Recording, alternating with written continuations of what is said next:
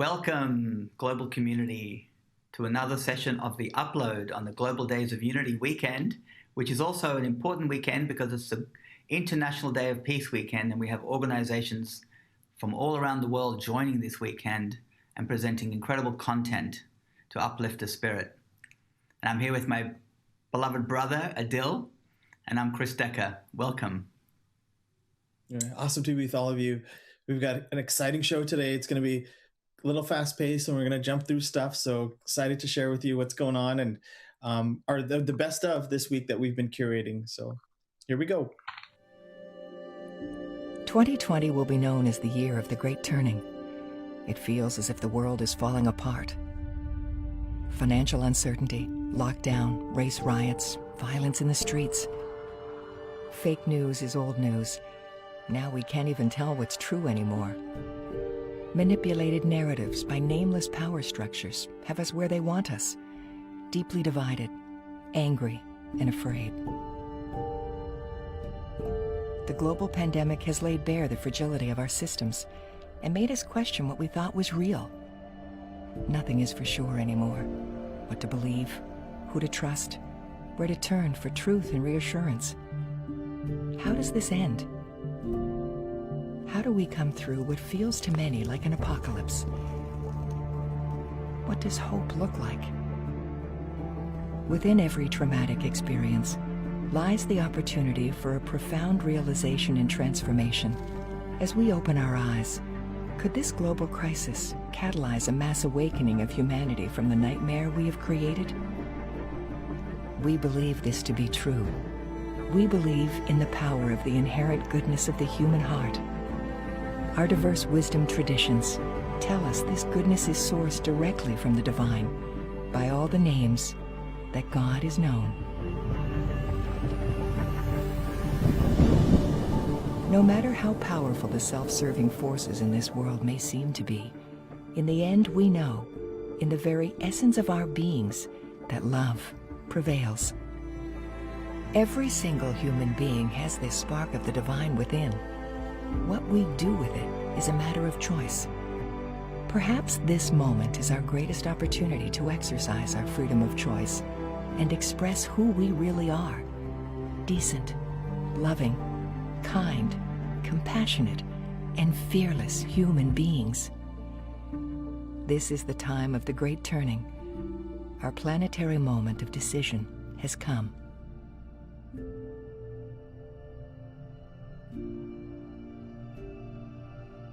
Hope you enjoyed that. We're sharing this today during Peace Weekend. And so all over the world, there's hundreds of organizations and many millions of people traditionally have been involved in Peace Day since 1981. And God, we need this message more than ever, right? A little bit of a pattern interrupt from all that's happening in the world. So thank you for taking this time to be with us actually right now, to share your presence and your love. So we've got some exciting things to share with you moving forward. And if you want to actually learn more about this particular event, you can look it up at peaceweekend.org. There's information at UPLIFT, connect.com, uplift.global, a little bit at facebook.com/Unify. We're all kind of contributing to the message and all producing segments and pieces and contributions. And then all this is leading up to a great happening on Peace Day, September 21 on the fall equinox, which is also a very powerful astrological moment, a moment of a great turning that we're going to share with you today in the show.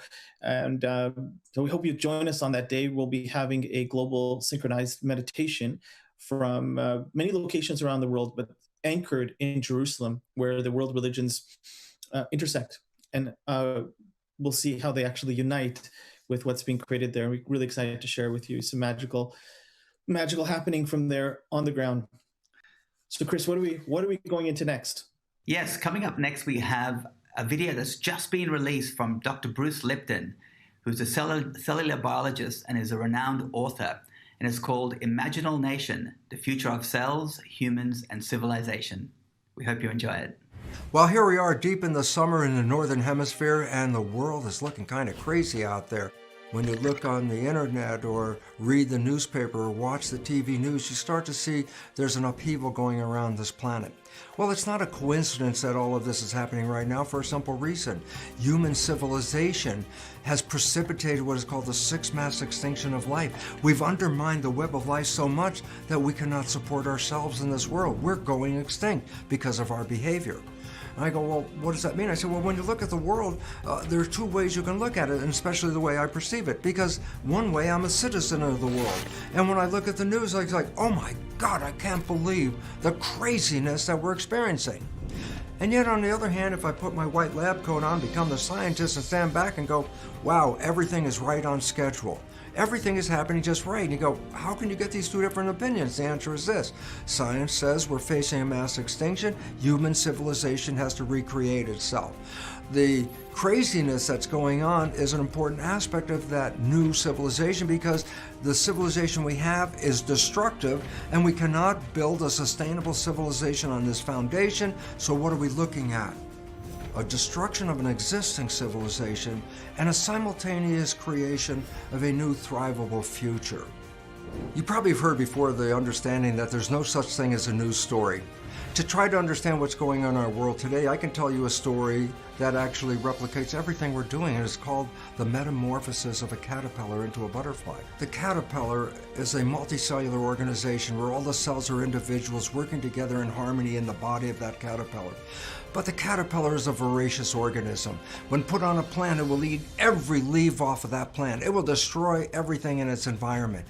And when it ends destroying its environment, it then goes into a cocoon in which a metamorphosis process ultimately creates a butterfly.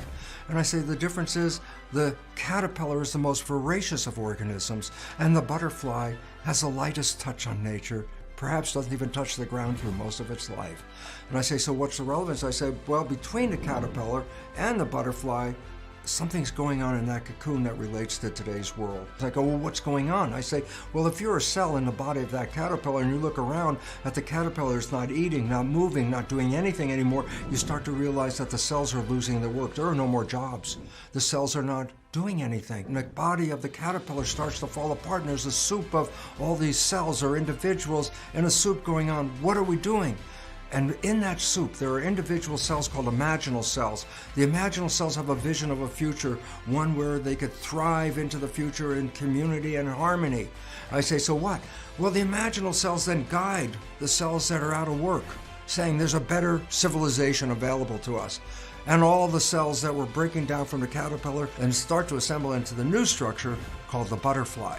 Civilization at this moment is in the metamorphosis stage of a voracious, destructive civilization breaking down as the individuals start to assemble into a new, thrivable civilization for the future. Again, there's a situation about no news stories that we're playing an old story that repeats itself. The particular story I'm talking about involves the Netherlands. In the Netherlands, the land is so low to the sea level that the water generally would come on the land and flood it all the time. So the Dutch built dikes to hold back the sea so that they could utilize the farmland. One day, a boy passing by the dike notices a hole in the dike where water is streaming through.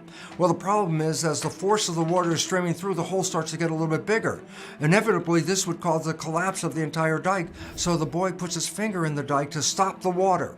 And he sat there all day and all night until the next day people found him holding back the water. Well, the boy didn't change the world. What it did is just stop the falling apart of the world. And this allowed the public to come together and build a better, stronger dike to hold it back. So in today's world, the dike that was holding us together in this community is beginning to fall apart. And are we going to fix this overnight, that the dike is fixed and tomorrow there's a new world? I say no. First thing, we have to stop the leak. Once the leak is stopped, then we can build a new one. That's the mission that we're facing right now. So in today's disruption of civilization, is there any place we can go? And the answer is yes. It was already demonstrated by the government of Tunisia. Tunisia was the Arab country that precipitated the Arab Spring, where a man burned himself alive because under the pressures of a government he found he, as an individual, could not survive. It spread through the whole Arab region, where people started to recognize they could not get ahead because of the oppressive leadership. And like Tunisia, threw out the dictators. Now the issue is this: Tunisia gets rid of its corrupt leader, but now has no constitution to live by. And so the prevailing parliament comes together to create a new constitution. And it failed day after day for a simple reason: because the polarized factors in the parliament kept fighting over their disagreements. And then everything changed on a very important day, and that was an election day. And I say, what was relevant? Because this is the first time women were introduced to the parliament. And with the attitude of women, the whole outcome of the parliament changed. Because the women said, why should we waste our time focusing on what we disagree on? We should first put together a government based on the things we do agree on. Rather than working on the disparities, coming together in unity led to the most effective and profound constitution of any country on this planet. So effective that the Nobel Prize was given to Tunisia for the creation of the most humanitarian form of constitution in the world. So as I close, I just want to leave one very important point. It's a choice. I could wear my citizen hat and go out there and go, freak myself out, interfere in my immune system with all the stresses. Or I could sit back and go, yeah, it's unfortunate, but it's necessary. Because without it, we will not evolve into the future. We must build a better system at the expense of taking down the system that is causing the problem. This is the most important step in the survival of human civilization. And that rather than focusing on the caterpillar, the voracious organism that's dying, it's time for us to put our energy into the organism that's being born. And that is the butterfly version of human civilization, where humans have the lightest touch on the planet and can support our environment rather than undermining it. So, yeah, I'm not going to change the world, just because I said that, but perhaps I can change your perception just enough to stop focusing on the negative, because as we know in biology, the stress from that is actually enough to give you any disease, and stress can kill you, because 90% of illness on this planet is from stress. And if you look at the world, you can see why the planet has a healthcare crisis on its hands. It's time to let go of the stress. Let's focus on the vision of beauty and move forward, because it's an unimaginable story that can unfold, the creation of heaven on earth. Such a great video. I love the way Bruce just poetically using science to just express these deeper insights from the scientific world so we can all understand. And this concept of, the imaginal cells that are actually activating in humanity right now, and then there's always this breakdown, like the caterpillar becomes this soup and you don't know what's, all the cells just sort of mash up, and then these imaginal cells, which are the cells of the emerging butterfly, come together. I mean, that is brilliant. That's exactly what's happening really right now for all of us. There's a breakdown, but there's a glorious breakthrough happening as well. And we just have to go through this process. And we are so excited to introduce our next guest, Prince EA, one of the most prolific creators of conscious media in the world at this time. And he is an amazing dear brother, dear friend of ours. And he's been really, uplifting consciousness for so many years now. And we're going to start with one of his early videos, Can We Autocorrect Humanity? This was the one that really broke him into the sort of more mainstream, if you like, and really sort of where he started to take off. So after this video, we're going to have Prince EA live in the studio with us. So we hope you enjoy this first one. Can we autocorrect humanity? Did you know the average person spends 4 years of his life looking down at his cell phone? Kinda ironic, ain't it? How these touch screens can make us lose touch.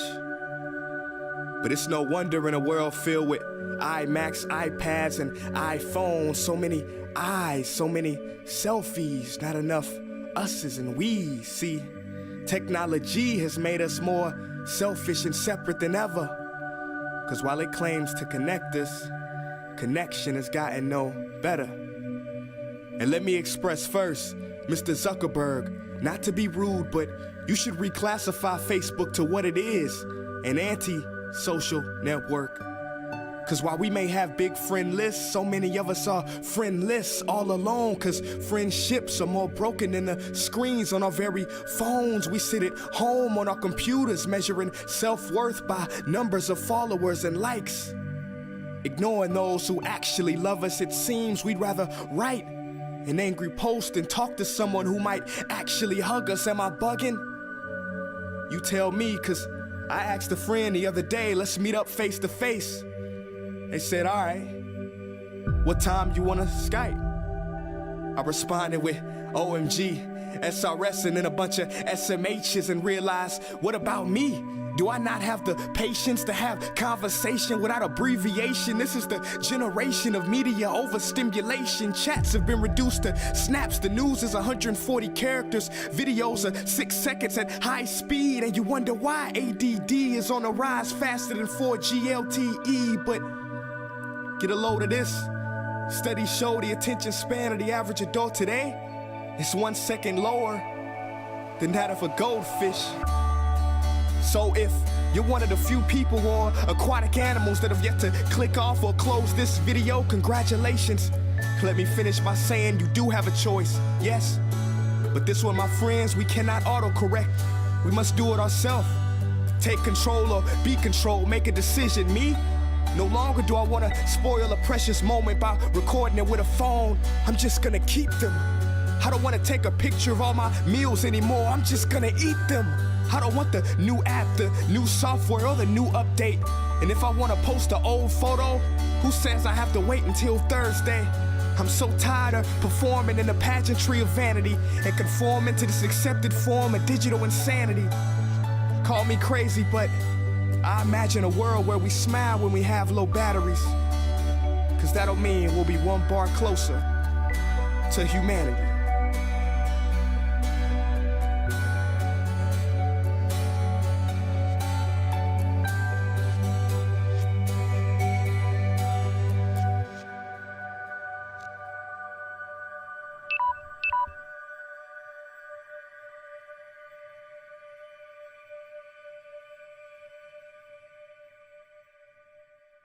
Wow, that was amazing. I think Richard's going to join us right now. Yeah. Prince EA, brother, welcome. Welcome.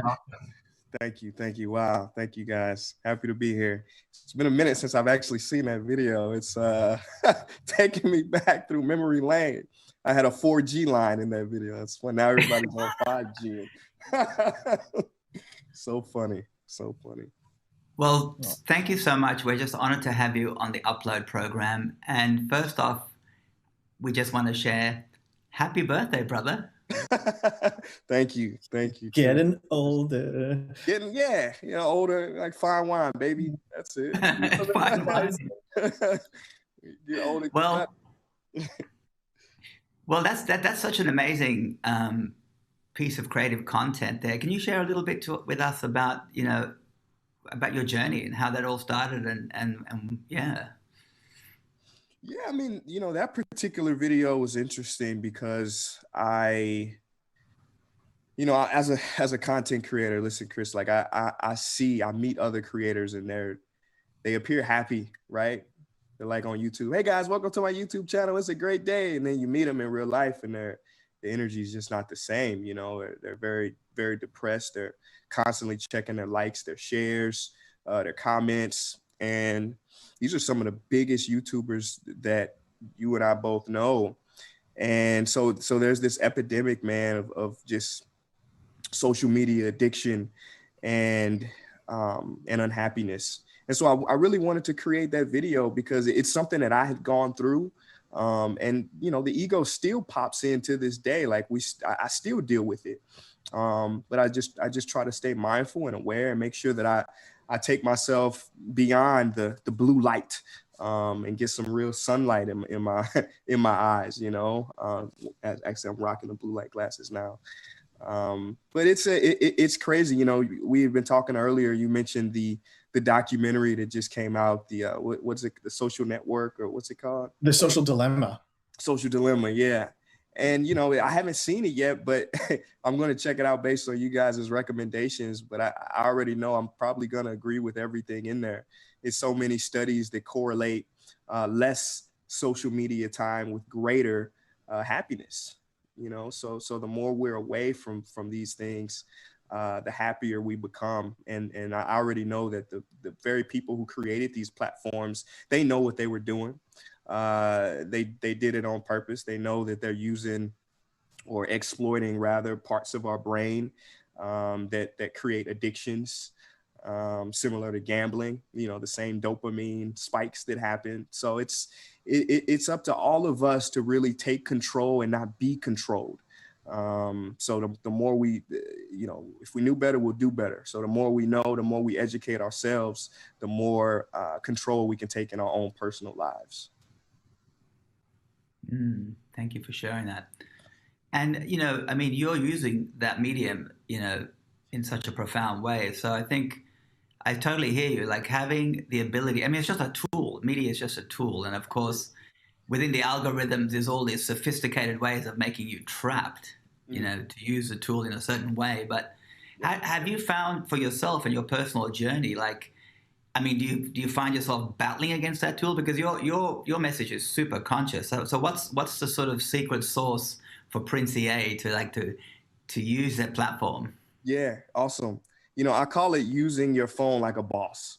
This is what I try to do. I try to use my phone like a boss, right? So I filter everything that's coming through my social media feed, right? This is feeding us. We got to remember, it's called a feed for a reason. It's feeding us. And if those nutrients aren't going to make ourselves better, if they're highly processed, it's just going to make us suffer. So I make sure I'm only following people that make me a better human being. I unsubscribe, I unfollow, I mute people that don't do it. I don't just, sometimes I don't want to make some friends of mine mad. So I click the mute, don't see this person's posts anymore.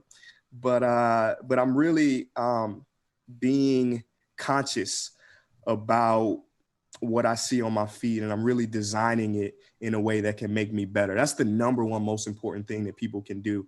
And if they have so many friends and, they don't want to spend the time, I always tell people, hey, create a new profile and only follow people that make your life better. That's going to be so important.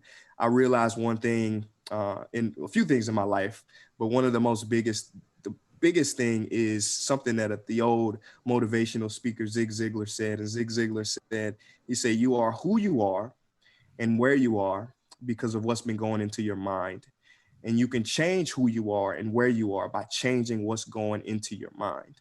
And if everybody understood that, we would be a lot more protective about what we allow to cross our fields of consciousness. Beautifully said. I love the way the metaphor of the feed. It's amazing. So you're basically the farmer's market of the food space. Like you can choose to you can choose to go and have all the GMOs, or you can choose to go to the farmer's market and have those organic vegetables, right? That's what you're saying. I love it. I like that. Yeah, and food is the perfect analogy, because what is food but information?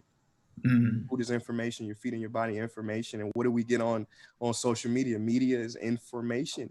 And that information can make you better or make you worse. You choose, you decide.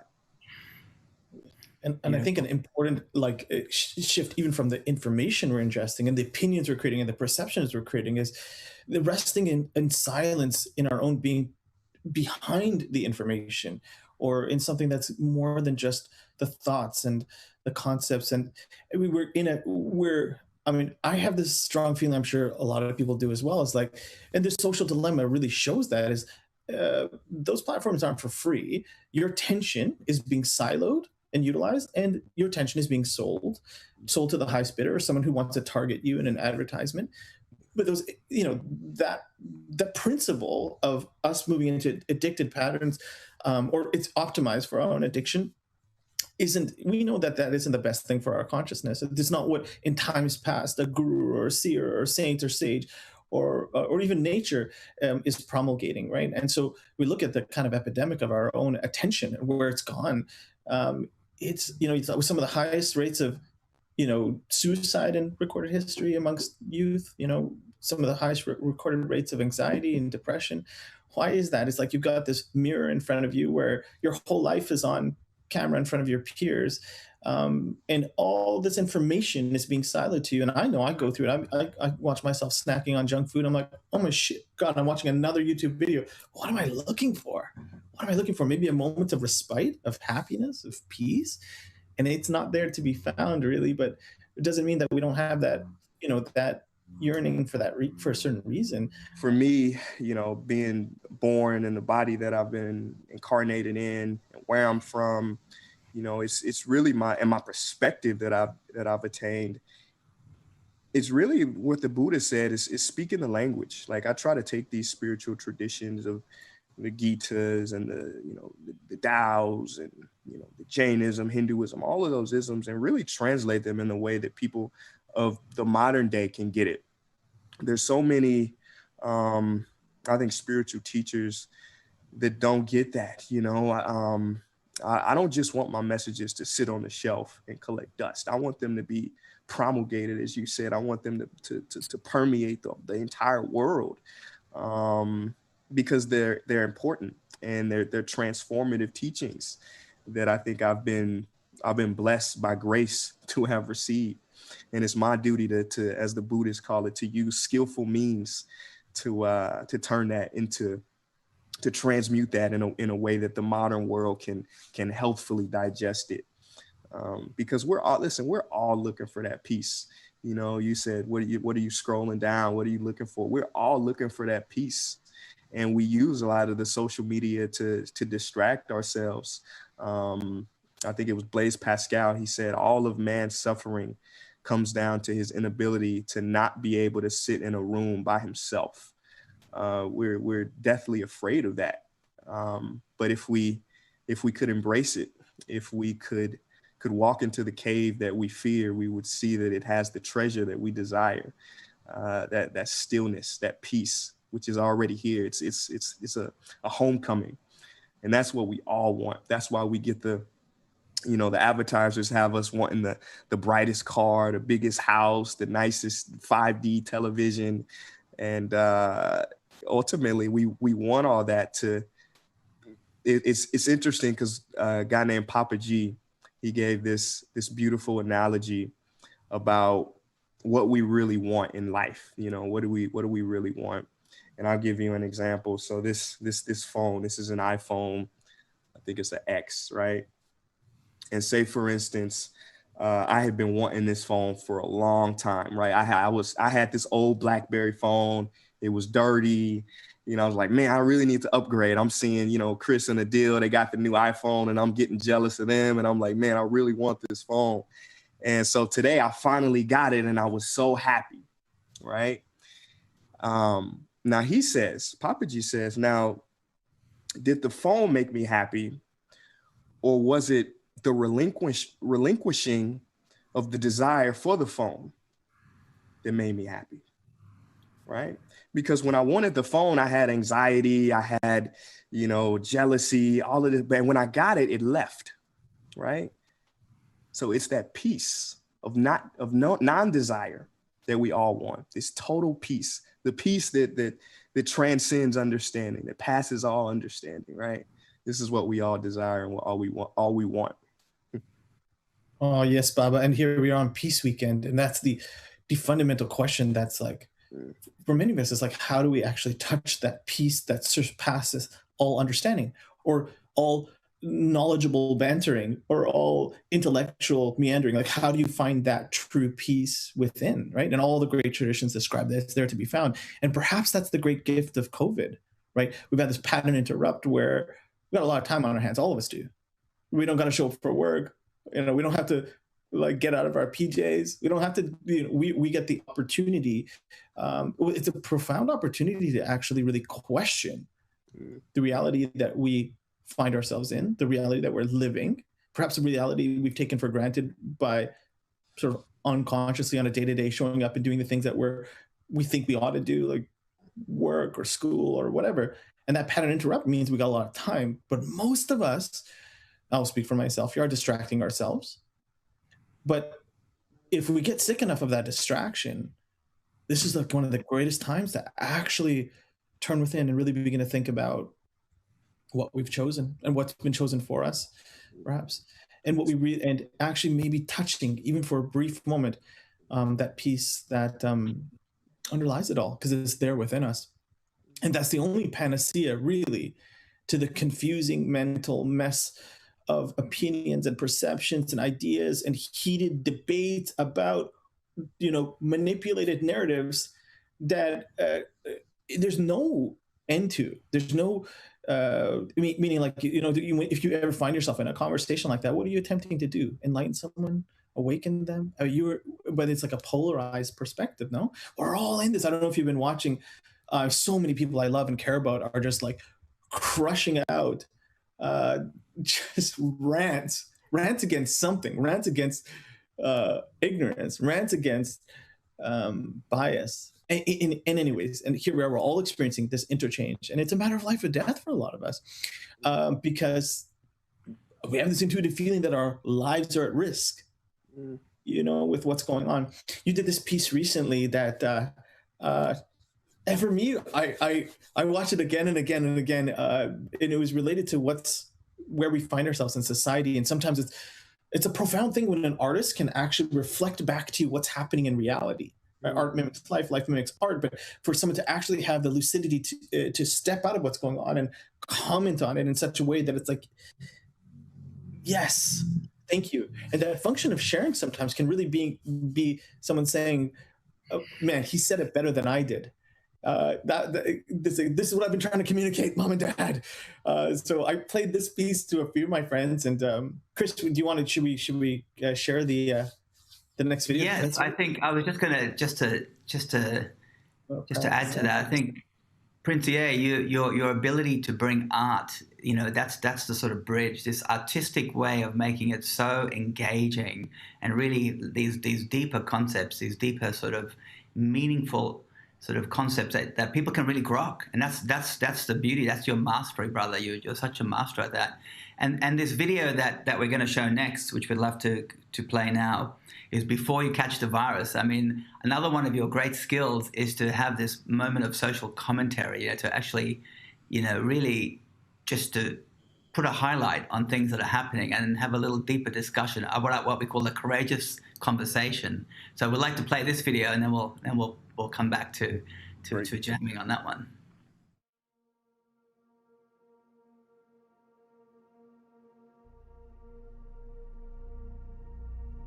Are you scared yet?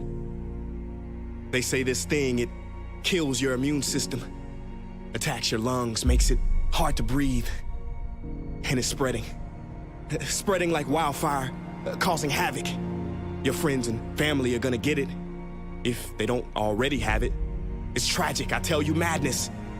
Scientists say old people get it worse, but most get it eventually. They say this is new, but no. This has been around for centuries. Look at history, it's just a different name, a different strain. And now there's no way to contain it. It infects the rich, poor, young, old, the unknown, the famous. It's dangerous. Everyone's on edge, locked inside of their homes nervously. Borders are closed, countries declare state of emergencies. Grocery stores are empty, nobody's praying in church. The world has gone to crap. No wonder toilet paper sold out first. The stock market crashed, thousands laid off work. Hand sanitizer is going for $1 million a squirt.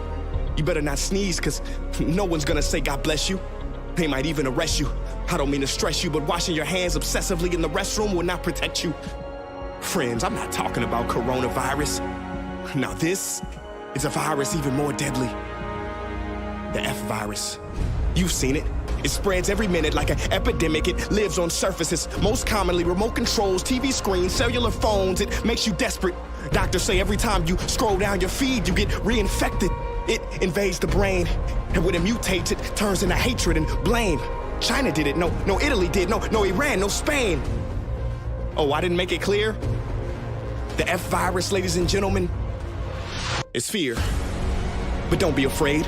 Despite what you hear or see on your TV, there is good news during this tragedy. To fight loneliness, people are performing concerts on their balconies. The UAE sent aid to Iran. Japan donated supplies to China for free. Written on them was a poem that said, "We are waves from the same sea."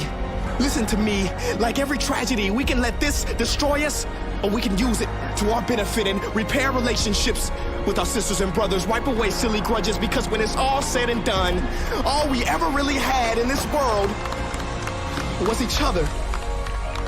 So yes, let's flatten the curve and expand our hearts. Let's social distance, boost our immune systems, be mindful of where we put our hands, but also where we put our attention. Be alert, not fearful, because the F virus is a pandemic easily transmitted. If you do contract it or exhibit symptoms, we recommend immediately dialing the hotline of a level-headed friend. If you are exposed through your TV, change the dang station. Decontaminate yourself through dance, laughter, and meditation. 2020 has been morbid. From Kobe to COVID, may we use these tragic moments to finally wake up to what's important. Right now, tell someone that you care for them. Yes, right now, tell them that you cherish them. If they are not in the same room, ring them up and tell them you will always be there for them. Because together is how we will rise above. The only vaccine for this F virus and every other virus is love.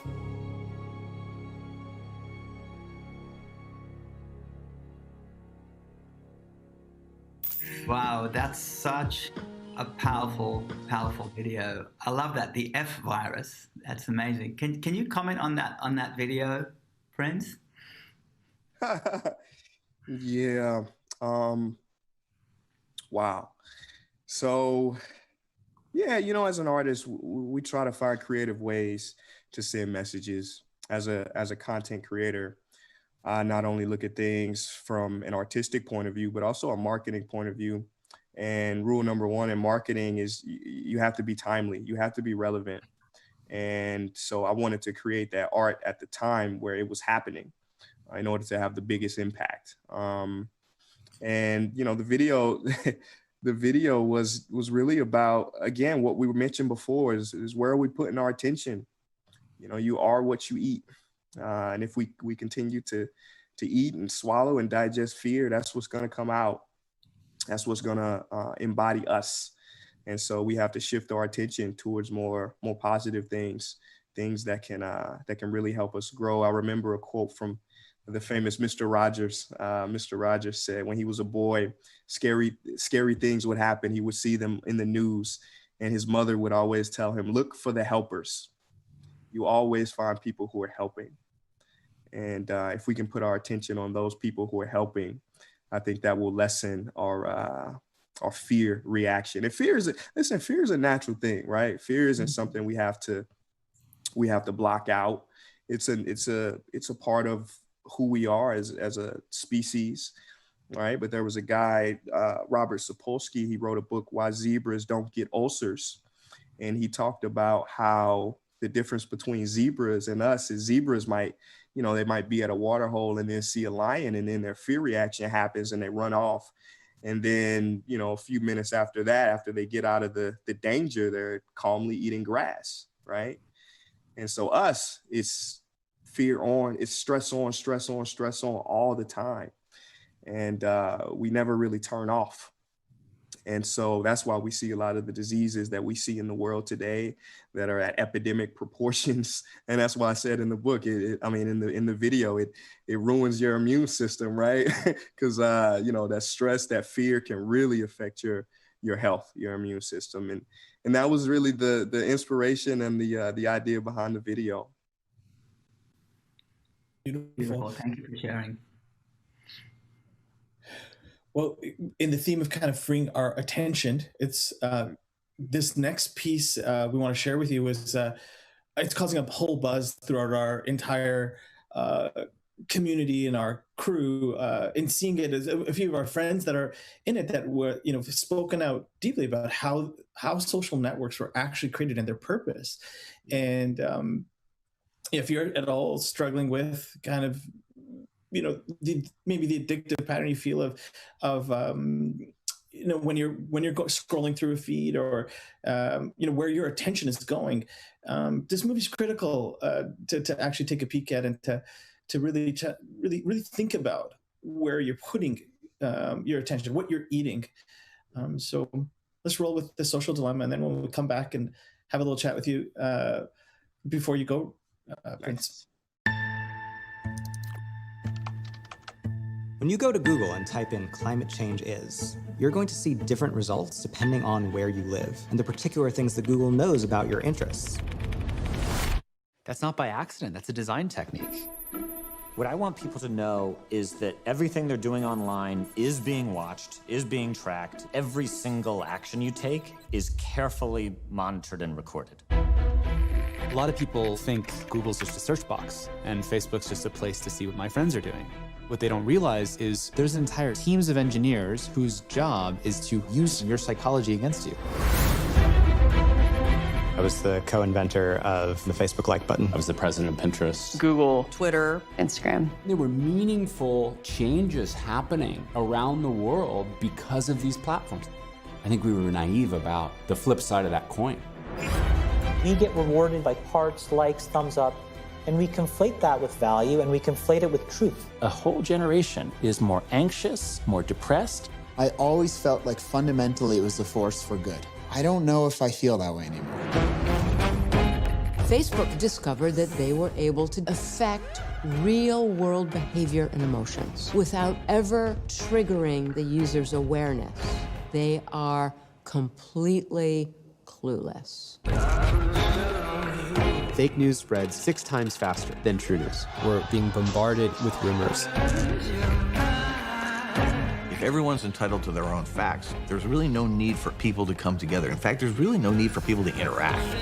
We have less control over who we are and what we really believe. If you want to control the population of your country, there has never been a tool as effective as Facebook. We built these things and we have a responsibility to change it. The intention could be, how do we make the world better? If technology creates mass chaos, loneliness, more polarization, more election hacking, more inability to focus on the real issues, we're toast. This is checkmate on humanity.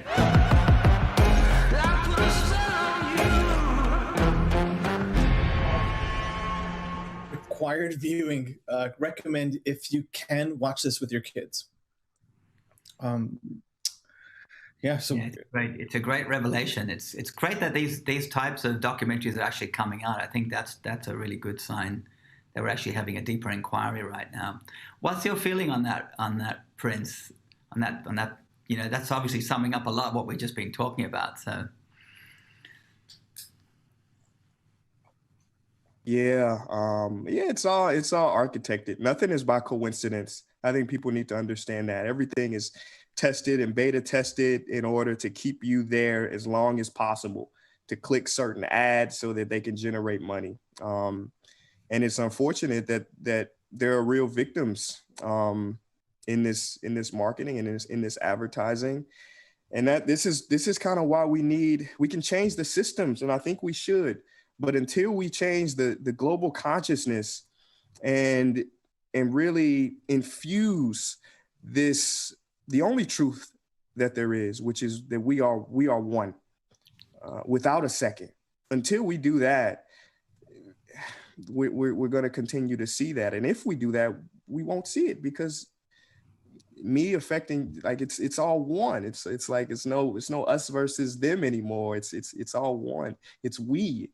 If I can put it like that. So that's why the work that we're trying to do is really the greatest work there is, because we can fix the symptoms as long as we want.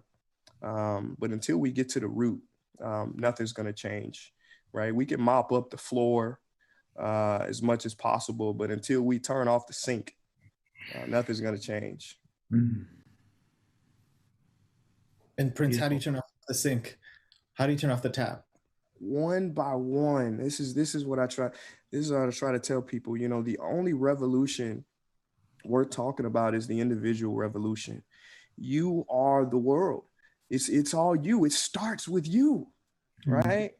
So until we can self-realize, each one, and granted, there are circumstances in the world that people don't have that option. We're all lucky and blessed to have that ability, right? There are some people who, they're struggling to survive. So external things need to happen, I believe, on that scale. But it's also up to each individual to really to really find out what Ramana Maharshi said, you know, the 3 words, who am I? Right. And only until we find out who am I, or really what am I, because there's no who there. We're all one. It's not a person. The word person comes from the word persona, meaning mask. It's fake. The only thing real is the oneness that exists in all things, all beings. And until we can fully trust fall into that truth, I don't think we will reach our potential on this planet as humans, as caretakers, as an experiment. We've been here for 150,000 years, 200,000 years. I don't know if we'll last another 10,000 unless we transcend from Homo sapien to Homo spiritus, the spiritual human. Beautiful. Thank you so much, Princier. It's been an absolute joy to have you with us today. And thank you for providing the arms to allow us to trust fall back, you know, with your amazing work, because that's, you know, honestly, that's your gift to the world, and you're really helping us to feel that deep, that sense of trust. Thank you so much. Thank you, brother. Thank you, brother. Love you, brother. Love you so much, man. Thanks for taking the time with us. Likewise. Yeah, I'm happy that we can have these conversations, because they're more important than we probably all think. You know, these conversations have the ability to transform someone with a word, with a phrase, and bring them back home, back to who and what they really are, beyond the mind. And so that's why these conversations need to continue to happen, and we need to broadcast them as far and as wide as possible. So I thank you guys for answering the call to do that. Thank you for holding space. Good to be with all of you during these momentous times. Chris, you guys are stewarding something amazing from Jerusalem. I'm so excited for you to share. What do you guys have planned in Jerusalem on Peace Day? Yes, look, it's a great co-creation that's coming together. And what's happening in Jerusalem at sunset on the International Day of Peace in Jerusalem, from a rooftop overlooking the old city, there's these musicians are all coming together, and spiritual leaders, to do a prayer for peace and global unity to the world. It's a live broadcast. It's going to be a 3-camera shoot. And then the synchronized prayer starts the broadcast at 8 p.m., which is 10 a.m. Pacific time. And then it goes into this beautiful musical concert, which has master musicians from different faiths. So we have Palestinians, and there's Christians and Jews all coming together, these very noted musicians. And then after the synchronized prayer at 8 p.m., which is 10 a.m. Pacific, there's a global song circle with the Jerusalem Youth Chorus. And a very amazing thing that's happening, actually, is that broadcast is also going to Auschwitz, to the town where the Auschwitz prison is. And there's a community peace event happening, and they're going to project onto the wall of this old bakery, which is right next to the prison, the whole concert from Jerusalem. And this is the first time that this is happening, that this connection live is happening. And 40 school children from the town are going to come together and join the global song circle as well. So we have a trailer we'd just love to show you all, just to get a little glimpse of what's happening. In this period of unprecedented uncertainty, it is time to uplift the world with unity and inspiration, lifting our spirits and allowing our hearts to remain open. On the International Day of Peace, Monday the 21st of September, a message of unity will resonate across the world. Overlooking the ancient city of Jerusalem, musicians, artists, and spiritual leaders from different faiths will gather to share one unified message: to honor and celebrate the diversity of all cultures and races, and affirm the healing of our world. We invite you to join a global synchronized prayer and meditation on Monday the 21st of September, broadcast live from Jerusalem. More than ever, it is time to unite as one global community, committed to co-creating a world of unity, peace, and love.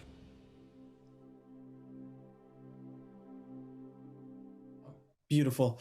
And for those of you that will be watching from your homes, please take this time with your family to come together and join all the other families around the world on every single continent that will be sharing this sacred moment. Enjoy the broadcast and take a moment to actually unite with us in silence and prayer in whatever way that you do. It's important at this time. The world could really use it. Yeah, so this is happening tomorrow on the International Day of Peace, the 21st. So please tune in. And it's very important that, you know, for us, this power of coherence, the power of coming together with a synchronized intention is very potent. And we just would invite you to share this with all your family and friends if you can. So try and gather as many friends as possible to join us for this global moment. And amazingly, our in-house astrologer, Pratima, came to us and said, wow, you won't believe what's happening in the astrology readings of this particular day. So our next piece, we invite her to come and share this, if you like, this astrological reading that's happening right now. So our next piece is going to be our in-house astrologer, Pratima, sharing the astrological significance of tomorrow. Hi, everybody. Welcome to the Upload. And we are here on a very auspicious day today because it is the International Day of Peace tomorrow. So I want to talk about the astrology really for tomorrow for you.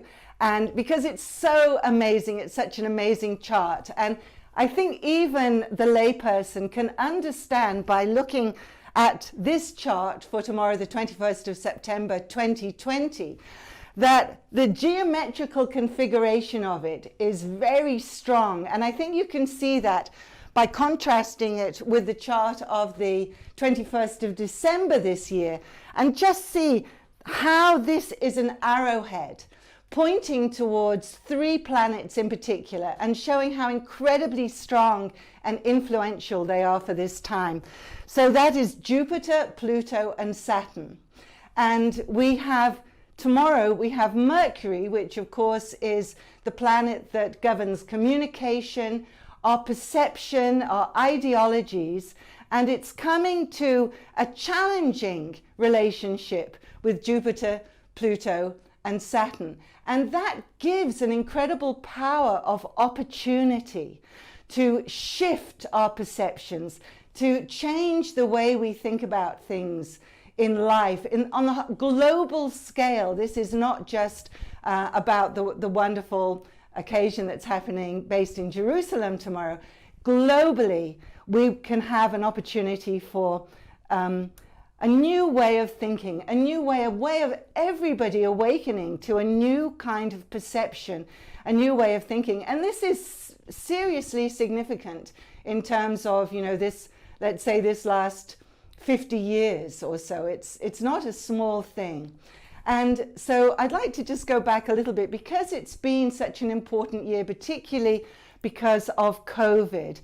I'd like to start just briefly and recap a little, because on January the 12th, that was the day that I looked at it and I went, oh my goodness, we've got Saturn, the planet of restriction, coming next and joining with Pluto, the planet of transformation. And I was like, what's going to happen? Something. And then I looked through the rest of the year and went, well, this keeps repeating itself 3 times. And then this Mars coming along, the planet of power and can be violence, but what it certainly is strength. And this strength aspect comes along, and again, it affects the Jupiter, Pluto, Saturn that are here together because they're such slow-moving planets. The whole of this year and a lot of next year are influenced by Mars and Mercury moving in relationship with those planets.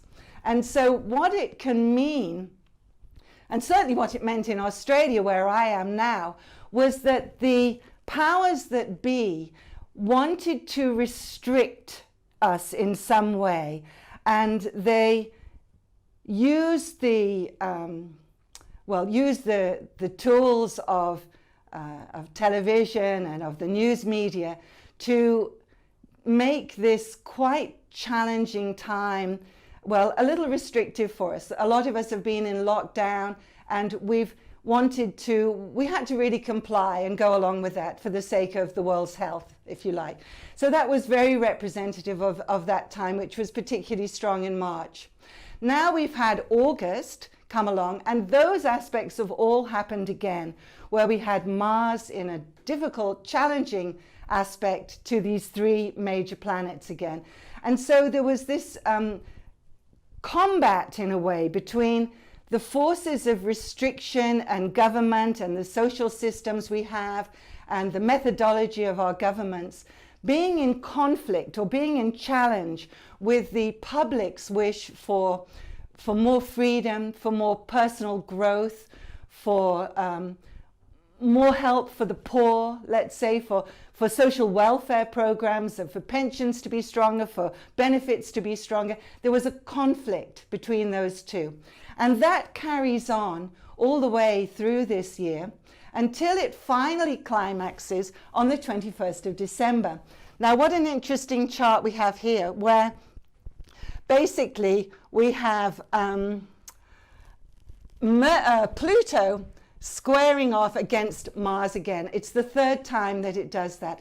And it's the grand climax. So often with these three-time occurring large outer planet transits or movements of the planets, you get the first run, it reveals the situation. The second run, it can really kind of solidify, and that was in August, which may well have been the peak of COVID. We may find now, certainly in Australia, we're beginning to trail off again. I'm not so sure about India, where it's sort of 80,000 cases a day.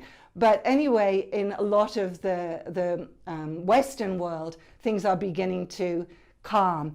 And now in December the 21st is the final climax of that. And so it should be resolved. So I would like to predict that actually COVID and the many challenges that so many people around the world are experiencing actually finally does come to some kind of end around that very end, 21st to 23rd of December. So that's the good news. But even better news is that just before that, on the 17th and 19th of December, we finally have Jupiter and Saturn moving into Aquarius.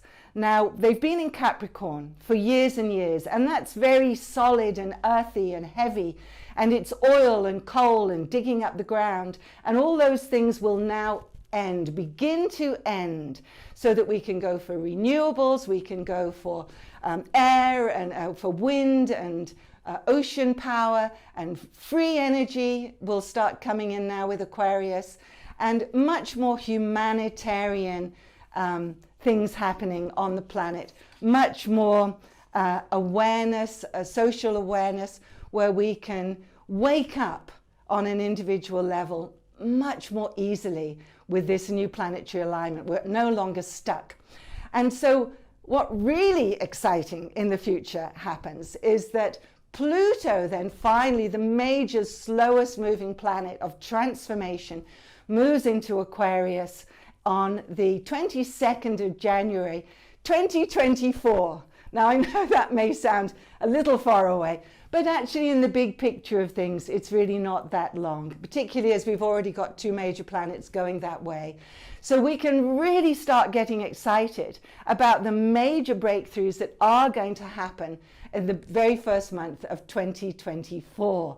Really something to look forward to and to build towards, and now is the opportunity with Mercury in relationship to these planets to set our ideology, to set our affirmations. What do we want?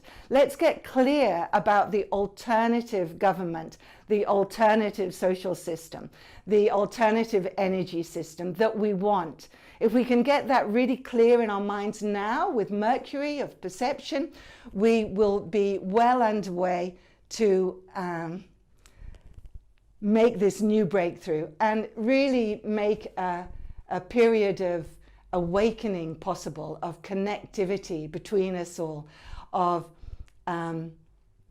new freedoms, new discoveries, new innovations. There'll be massive breakthroughs in this period, both technologically, of course, with AI and driverless cars, but also in the health, where in Australia a few days ago they had the first operation with hologram.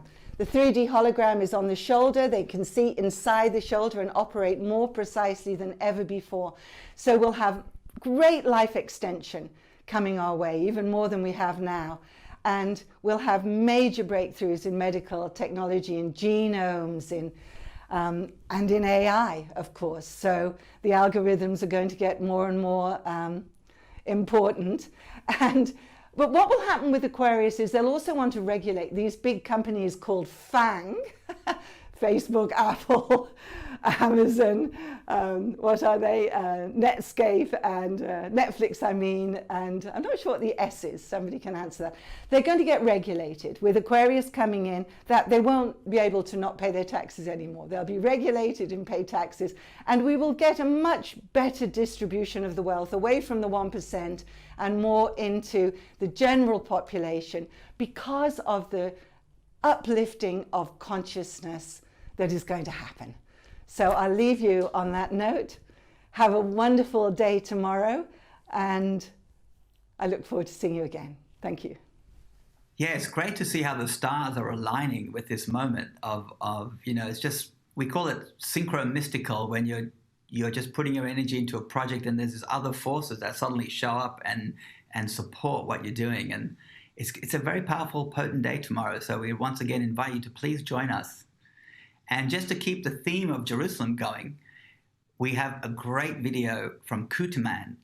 In our last show last month, we got lots of response from his video that he did, that we shared about Japan. And this one he's sharing Jerusalem.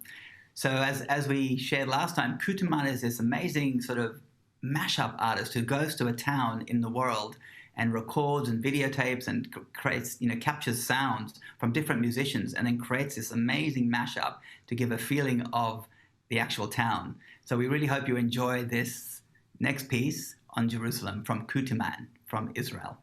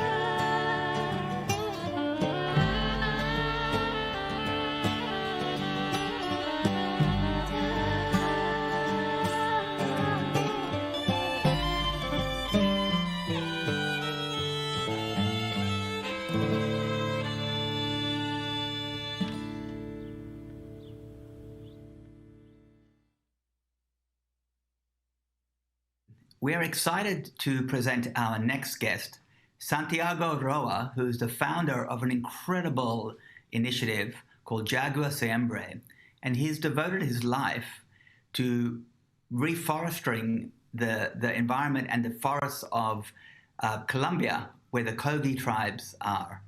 And it's a very holistic model which actually supports the tribes as well as plants trees and creates a food forest. So we have a little trailer about his work we're going to share, and then after that we'll have him live in the studio, and we can have it, and he can share more about it.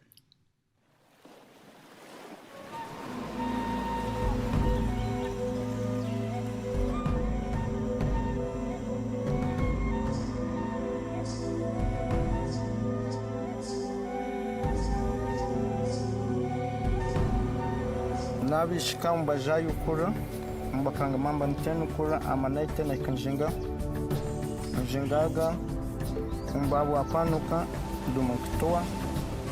dumuktoa awankura makuma awankura nuka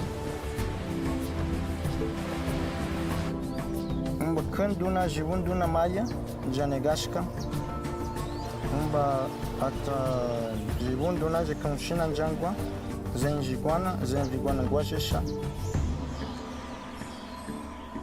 mbamejanek imena nunuge ko kimangun makego ndune shikana kanjangaga jibundu na kana tajibukan jibigituna kanyi bimayi kwajanu kunkula makuma wankula.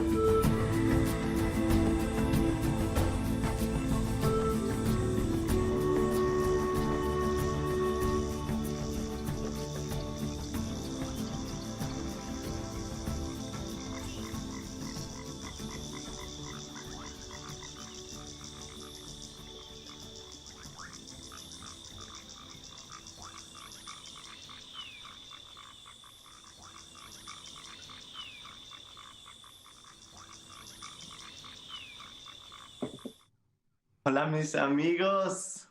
Hello. Hola. Welcome, brother.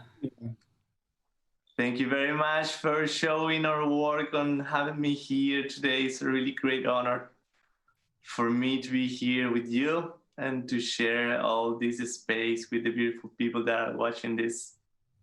Thank you. Well, it's such an amazing project what you're doing in the Sierra Nevadas. Can you share a little bit to the world about this project? Yeah, we are trying to connect natural and cultural projects and inspiring action through arts. So the idea is that we want to tell the stories of the native people of Colombia and at the same time create natural projects. We are planting food forests, we are making coffee for biodiversity, we are working with community-supported agriculture, so new ways to create bioeconomies and to create bridges, puentes that connect all of us. Like the connection is already there, but we need to improve that connection a little bit with the south countries and the northern countries. So that's the idea.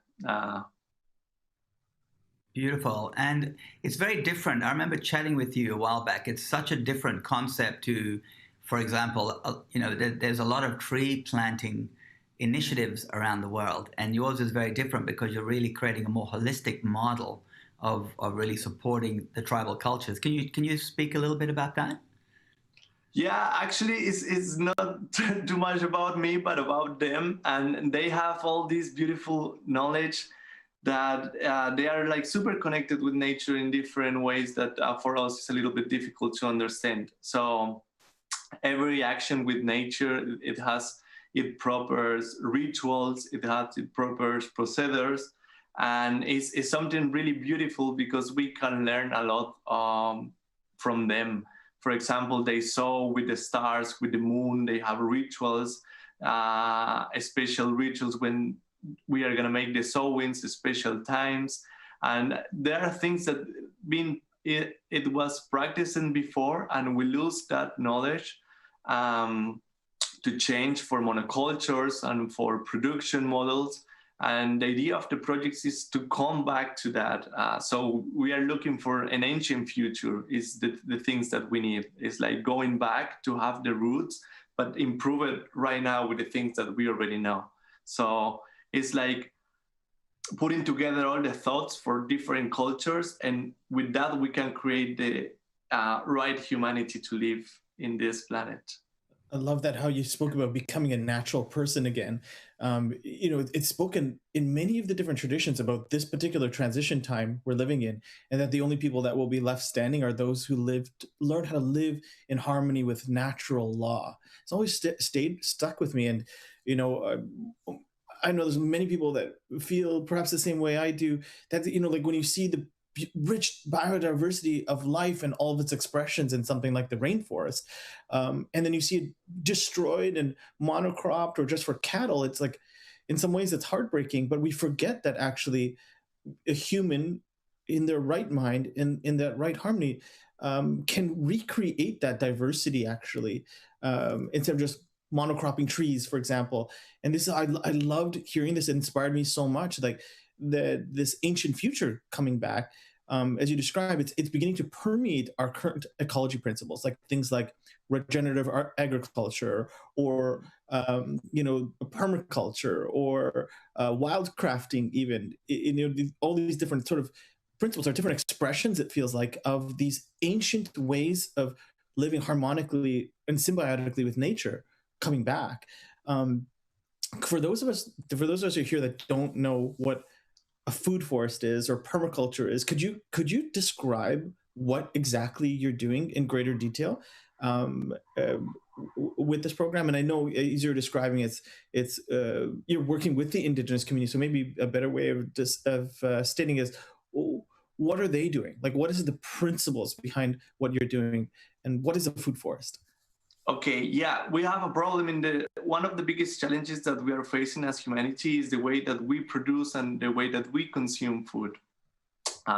In the past, like the traditional way is to having a food forest. A food forest is just a natural garden where the tribes and the communities sow their food and the need. So in a really small place, they plant a lot of different trees and varieties of food, all combined together, because when you go and watch to a forest, it's biodiverse. They are not the same tree. It's like amounts of different trees coexisting together, and that's nature. So in some point, we lose that for productivity, and we start to sow in only one type of crop. That's an issue of the colonization and the productivity models that arrives with that. So we start to clearing the forest just to grow, I don't know, banana, sugarcane, coffee, cacao. And it's a problem that we are facing worldwide. For example, here in Europe is the same, or I think in Australia or in the States is the same. You clear the forest and then you grow maize or corn. And of course, when you are doing that, it's an artificial way. So you need to put a lot of pesticides, a lot of things that is done natural. But when you put it natural, when you put a food forest with cacao, with banana, with tomatoes, with corn, with beans, with everything that you can imagine, avocado, and everything that you consume and grows there, nature thrives. And creates abundance, because we are abundance. We are abundant, and is something that in some point we lose a little bit that connection. And we have that problem too in Latin America and in the Sierra, is that the communities have been lost this food forest for because they've been displaced from this place. So in the new places, when there was growing coca from the mafia or whatever, the soils are damaging. And the thing is that every monoculture creates damage the soil. So we have a debt with the soils because it's the font of life. We cannot survive with healthy soils. And this type of food forests regenerate everything. So they create food for wildlife, they create food for humans, they create a medicine, they create everything that we need. And the idea is to create that type of food forest in different communities to eliminate the risk of poverty and hunger. So beautiful. How can someone support this if they're we're living, many of us here watching this are living in cities, sitting on our computer, and perhaps we're getting more acquainted with nature with the time that we have. But the truth is that, the only conscious decisions we can make sometimes are to support something that's fair trade and organic, like cacao or banana, but we don't realize we're really contributing sometimes to the problem in some ways. And we all want to do our best. If someone, is touched by this message and by what you're doing, how can they be involved? How can they contribute? How can they be of greatest service to the avenue that you've created? You talked about a bridge. How do we, come across from this side of the world to that side of the world on the bridge? I think the most important thing right now is that we need to be united and we need to act together. It's a time that we have just 10 years maximum to do a lot of things that we need to do right now with love, with joy, with happiness, but we need to act. And it's beautiful because right now we are connected over this computer, over these networks, and we can create action through that. So for me, one of the first things for the people that ask me what can I do is the decision of the things that we consume create a really big wave around every aspect of the chains of food. So food is a sacred connection that we have with nature, and we need to be more aware of that. For example, with coffee, when you drink coffee, is like you are eating the codes and the natural laws of the place that coffee grow. So it's traveling far away, but it's taking a message. So in the Sierra, we say that it's a message from heart to heart. So we just released an emergency fundraising to help 80 families that they are struggling right now after 4 months or 6 months of the pandemic. And the idea is to plant 10,000 trees for food forest. And it's on our website. You can go and donate any amount. And if you go further, we have something that is community-supported agriculture.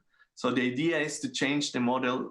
The problem that we have with farming is that the farmers put a lot of money and time to create a crop.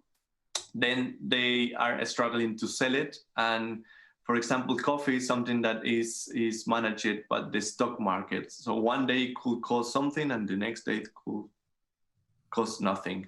And the fair trade and organic labels, they are good, they are doing great things, but it's a long way to go for be able to create equity in that change. So we are starting to create something that the consumers have a direct relationship with the farmers, and we finance the farmer and share that harvest in exchange. So for example, you can subscribe monthly or yearly, you pay in advance, okay, I'm gonna pay 12 kilos of coffee that I drink in the year.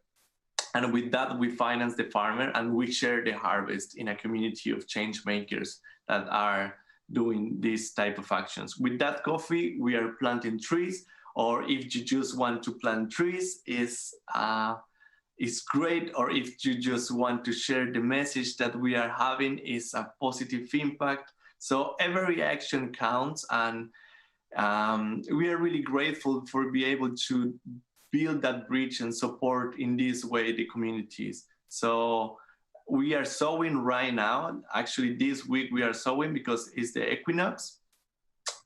So we are now planting 3,000 trees.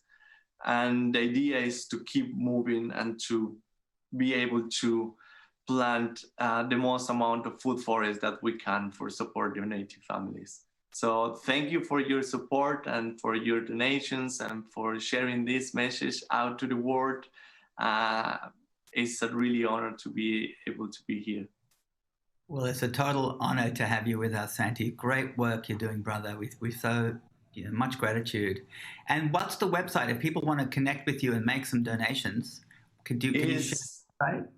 Yeah, it's jaguarsiembra.com. It's jaguar, like the animal. Siembra is the word in Spanish of sowing. Okay, jaguarsiembra.com, and people can connect with you there. Jaguarsiembra.com. And yeah, there is the fundraising, and yeah, it's all the information. We have more videos. We have a beautiful short film that is in Uplift too. And yeah, it will be great that if we can connect more people to this beautiful cause. We will. We'll definitely want to help spread the word. And for those of you, beautiful global audience, you can come to Uplift Connect. We have a great movie that Santi produced. It's actually a beautiful movie of the Mamos and the tribe and this project. So you can connect more deeper there and find out more information. Santiago, it's so great to have you with us today. We really, really appreciate you staying up very late there over there and joining us. Yeah, I sleep a lot, so it's okay. Yeah, great. Well, we'll see you again, brother. Bye-bye. Yeah, thank you very much. Have a beautiful day or evening. And yeah, let's keep working together. Let's keep connect. For sure. God bless you, man. Thank you. You too. Ciao, amigos. Ciao. What a beauty Santi is, hey? That's the type of virus I'm hoping to spread across the world as people begin to rewild and bring their hearts and imaginations back to regrowing the earth. So inspiring. Yeah, it's amazing, amazing work. Just to be dedicated at that level, really, he's an amazing filmmaker too. I mean, I really, invite everyone to come and check out his work at Uplift Connect. Great. And coming up next, we have a very, very special piece. This is one of my favorite pieces, and it's with Miriam Rose Ungamar. She was an Aboriginal elder from the Northern Territory, Australia. She's a renowned activist, an artist, and public speaker. And she created this piece called Dadiri. And in her language, Dadiri means deep listening. So we really hope you enjoy this piece.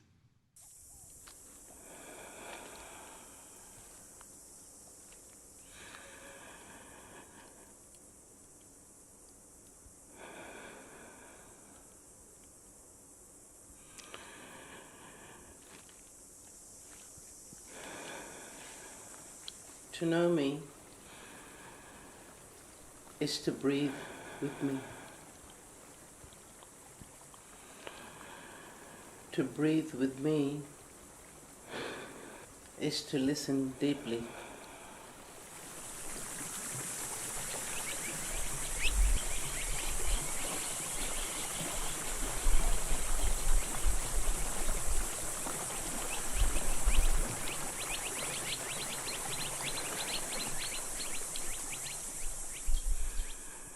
To listen deeply is to connect.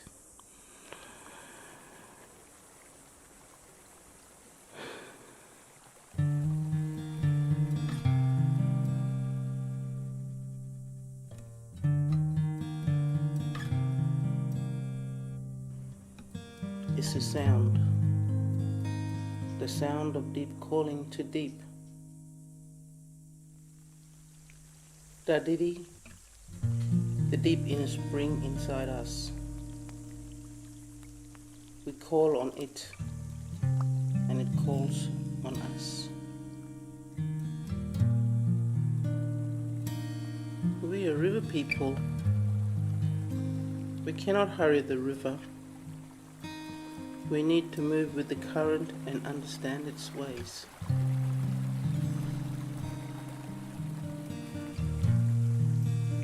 We wait for the rain to fill our rivers and water our thirsty earth.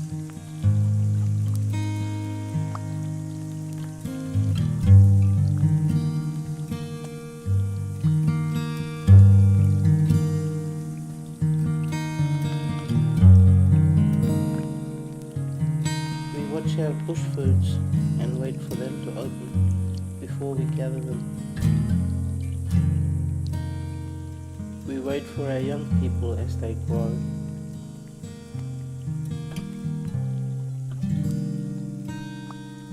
The time for rebirth is now. If our culture is alive and strong and respected, it will grow. It will not die, and our spirit will not die. I believe that the spirit of Dadidi that we have to offer will blossom and grow, not just within ourselves, but in our whole nation.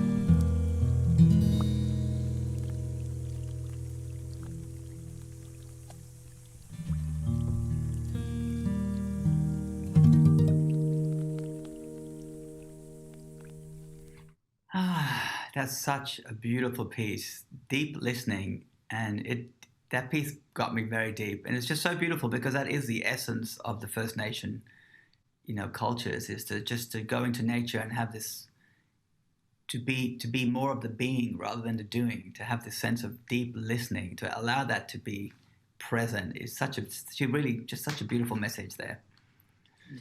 And coming up next, we're going to end this beautiful session of the upload, and we've so enjoyed having you all with us today.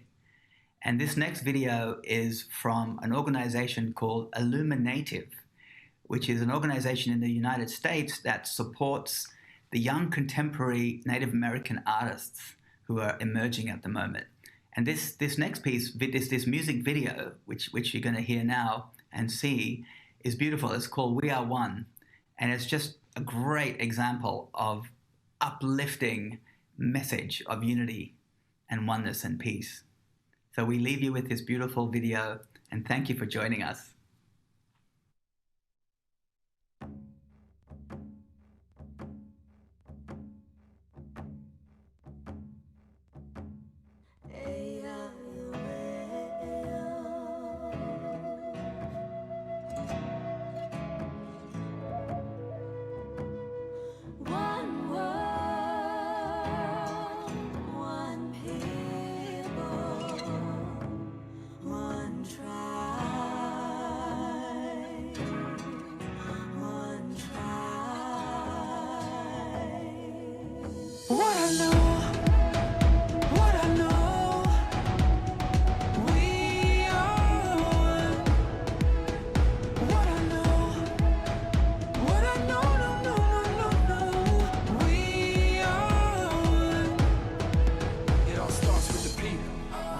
We stand all together, one voice saying yes we can. Each one, reach one till we pull ourselves up, cause we all one fam. From the rest to the block, to the Perry, to the rock, we connect that love. Cause the people with power feel the power of the people when we stand as one. I got you stuck off the realness. We be indigenous, you heard of us. Max Heaven, the murderer, spreading the love with the water and earth. And the stand against hate, gotta know what the purpose is. We rise, the climate is changing. Signs of the times, it's time to start praying. Pray for the world and community. Prayers are more powerful when we're in unity.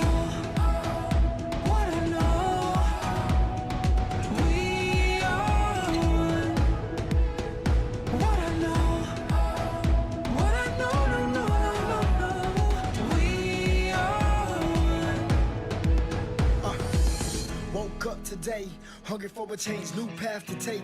Can't stay the same, it's been too long. Pointing out who's right or wrong, can you hear me out? All we need is a little bit of love. Take time to heal and it starts with us. Hand in hand, I put my trust. In one world, reunite, it's a must. Hold on to hope, we can overload. We can break the code with a single note. Sing out for the world to hear that our time is now, no more for tears. I looked into my son's eyes, a new day in a new light. Lift the veil and dwell so peaceful. Come together, one world, one people. What I know, we are one. What I know, we are one. It's who you are, it's who I am. We all bleed the same blood, yeah. Hey. We all bleed the same blood, yeah. We got beautiful differences. Let me give you a peek. Over 500 tribes, but we all unique. And if we could not compete to eat, nothing could beat us. Jealousy is more dangerous than diabetes. See this unity? Imagine what it looked like. You would think we would do whatever it took, right? I would do anything for this good life. We could do anything if we unite. Come on. Young native, you are my savior. Say your prayer for our inspiration. From the block to your reservation. Any color, all my relations. From the basement, worldwide invasion. Every day we're painting our faces. Fighting back but learning our language. Dancing our dances, saying our prayers. What I know, we are one. What I know, we are one. We only got one world. We only got one world. We only got one world. Yeah. All we got is one voice, one choice, one earth, one love, one birth, one life to live. One life to live, yeah. One people, we stand all together. One voice saying yes, we can. Each one, reach one till we pull ourselves up, cause we all one fan. From the rest of the block to the Perry to the rock, we connect that love. Cause the people with power, for the power of the people when we stand as one. What I know, we are one. What I know, we are one. What I know,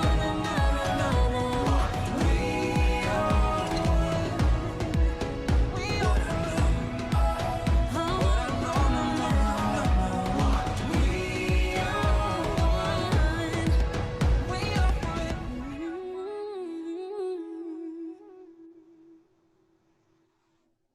Well, that was such an uplifting music video.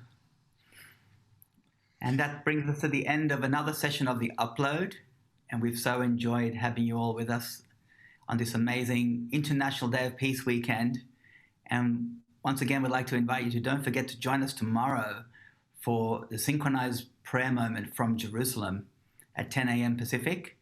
And you can find more information on the website at globaldaysofunity.com. And thanks again, and have a beautiful weekend, everyone. Yeah. And last thing, Chris, just before we go, the live broadcast for the Jerusalem event and the Global Synchronized Prayer and Meditation will be at facebook.com/Unify and facebook.com/Uplift Connect and Global Days of Unity. Okay, awesome. Good. Love you guys. See you. Thanks, Adil. So wonderful to be with you again, brother. Yeah, man. I love you, Chris. Good to be on opposite sides of the planet with you, sharing love and space. Yes. Thank you, everyone. We'll see you again next time.